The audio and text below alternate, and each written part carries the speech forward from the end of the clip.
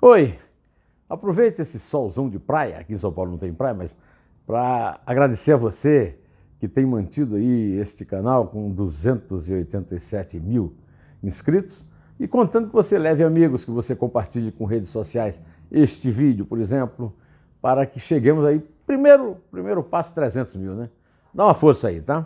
Olha, eu quero chamar a atenção também para o meu site, Estação Neumann. Para você acessá-lo é www.neumann.com.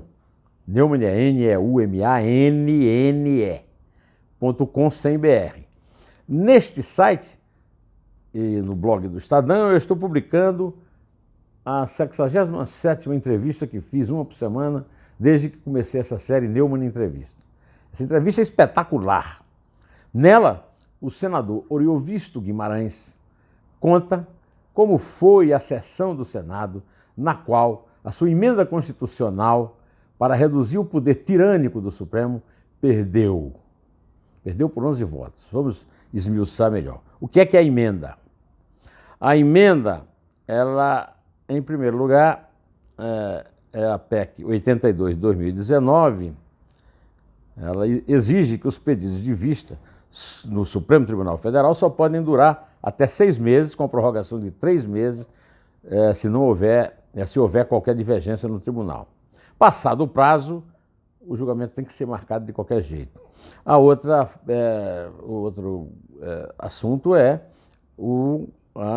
são as decisões provisórias liminares nos tribunais, que não podem mais ser apenas monocráticas, decididas por um juiz, mas tem que ser do colegiado, em casos de declaração de inconstitucionalidade ou suspensão de eficácia da lei ou ato normativo.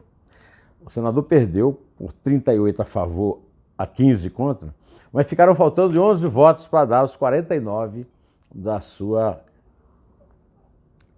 maioria necessária para emendar a Constituição.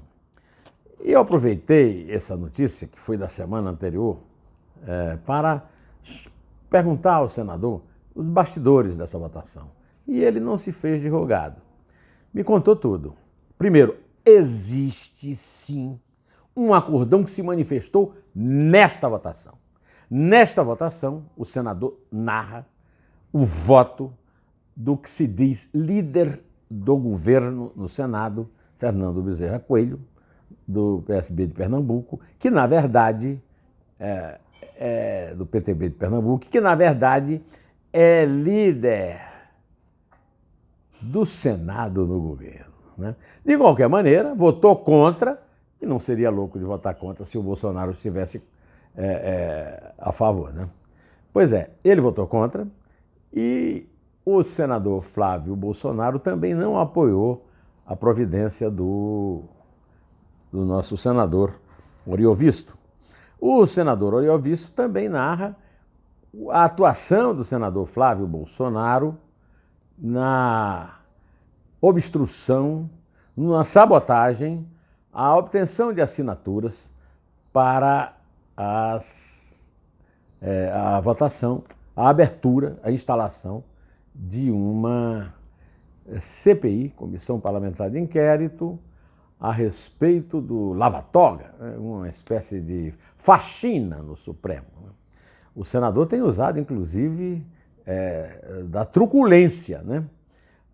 Ao longo da semana, a senadora juíza Selma, do PSL de Mato Grosso, anunciou, inclusive, a sua intenção de deixar o PSL, porque ela foi brutalmente abordada ao telefone pelo primogênito do presidente Jair Bolsonaro, usou palavrões, né, palavrões bastante agressivos, que eu não posso reproduzir aqui, mas que você pode bem imaginar qual seja, até porque você viu o noticiário, a discussão, as entrevistas que ela deu.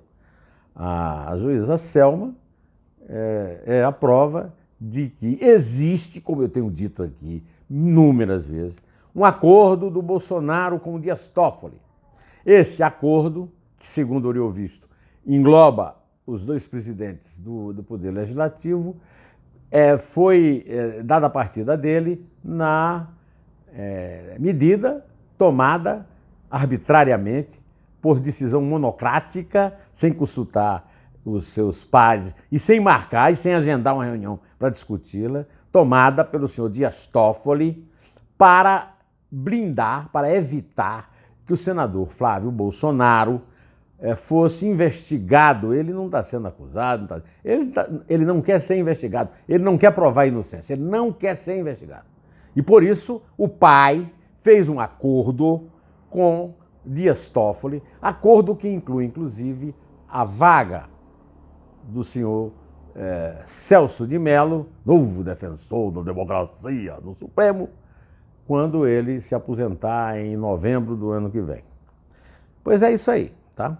O senador Ariovisto tem todo o relato dele nessa entrevista e diz o seguinte: por ele, Ariovisto, o Moro nem esperava essa vaga. O Moro que se deixava logo acontecer tudo, saía do governo e ia preparar sua campanha em 2022 para presidente. Não é ainda o fato, mas vamos ver o que é que vai acontecer depois da inevitável demissão de Maurício Valeixo pelo presidente Bolsonaro contra a vontade de Moro, ministro da Justiça. A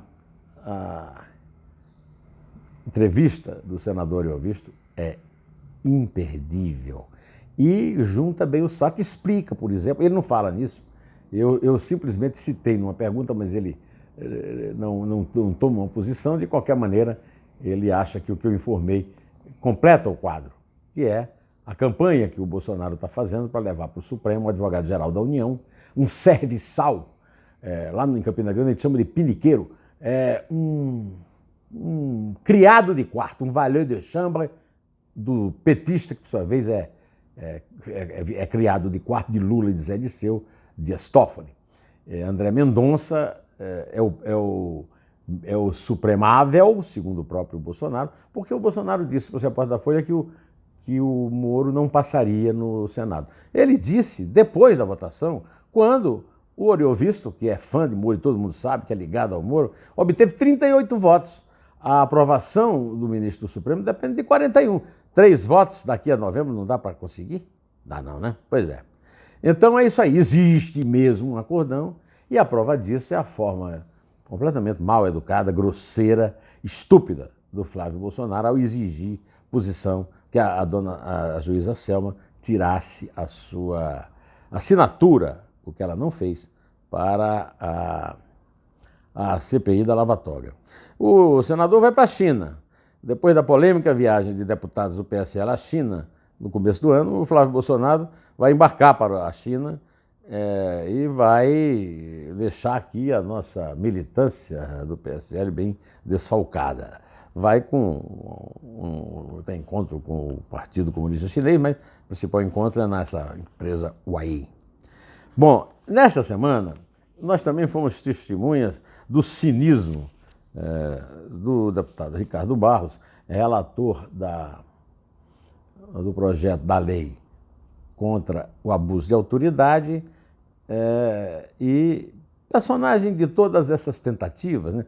O meu amigo Roberto Liviano, do Instituto contra a Corrupção, um promotor público, chamou a atenção para a votação dessa lei que ele tem apoiado com muito entusiasmo, que é uma lei que também evita que os parlamentares sejam punidos pela prática de caixa 2 e outras práticas criminosas.